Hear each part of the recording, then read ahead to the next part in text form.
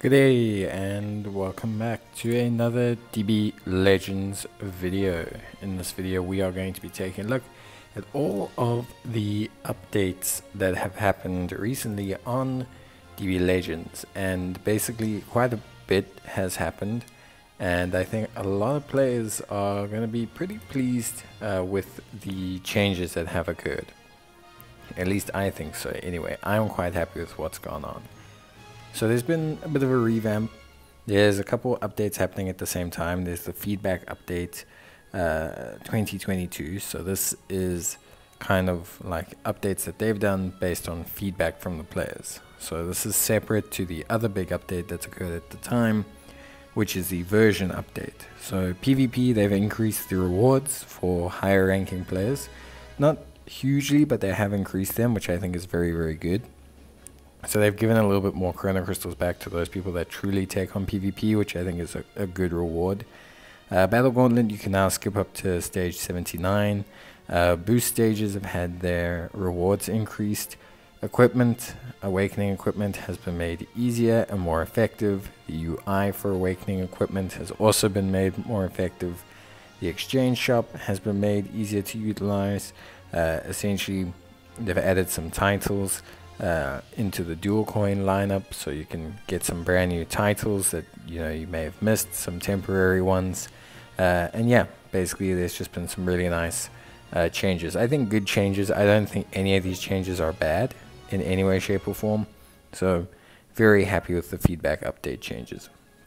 Then we have the hyperdimensional co-op overall, or the version 4.110 version update, which is pretty good. This is quite a big update. This is a version update and it's separate. So we got 200 Chrono Crystals as a gift. That's all pretty nice and well. Then there was the big hyperdimensional co-op overhaul. We'll take a look at this whole overhaul in a separate video, but it's very much basically you now have two characters. The boss is going to change type.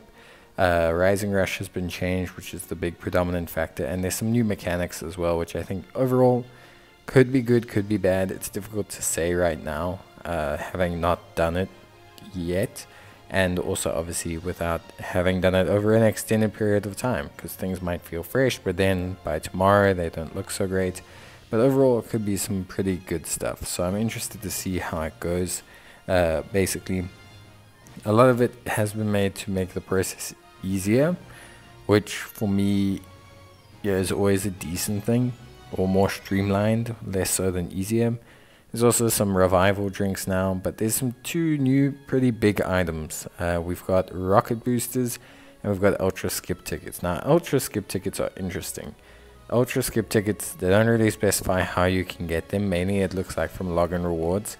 They might sell them in future, so watch out for that. But ultra skip tickets allow you to essentially skip doing the raid or the co-op. So if you don't feel like doing 100 raids, you could essentially skip 100 raids. Now they put there a proviso that it will be limited for certain game modes to a certain amount per day, etc. But it could be an interesting new way for them to monetize the game. Overall, I don't think it's necessarily a terrible thing. Some people don't have the time to invest in doing 50 runs, but it means they could make the grind strategically worse to get people to buy the tickets should they be up for sale.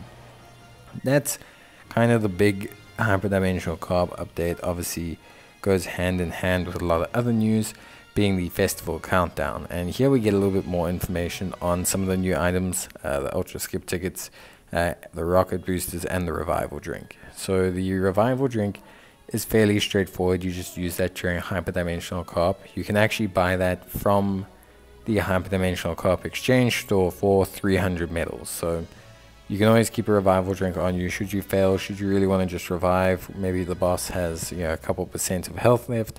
You can revive, or your friend can revive you, and you can continue playing. The ultra skip tickets, as I mentioned, are used to skip hyperdimensional co-op and raids.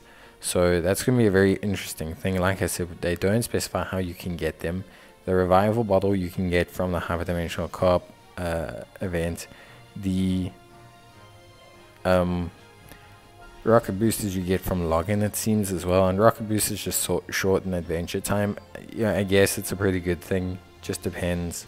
I personally like to passively accrue my adventures. I don't really take a lot of active process in them, but you know, for those who maybe need to shorten them up to reach some milestones, that can also be there.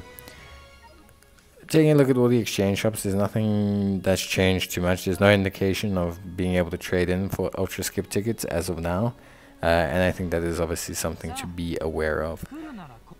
Other than that, just a couple UI changes. Awakening equipment is a little bit easier, which is always appreciated. I think awakening equipment is a confusing process for a lot of players, so being able to awaken equipment a lot easier is, in theory, just a lot better overall. So I'm really happy about that. I think that's a good decision. It's a decent change as well. They've reduced the costs as well overall for a lot of these, so you use less items in general. And yeah, I think that's always a good thing. Yeah, especially when you have an RNG equipment system. It's always nice to have some of these changes. Not to mention, they also reduced the Zenny cost for guaranteed upgrade costs on items, which I think is good overall.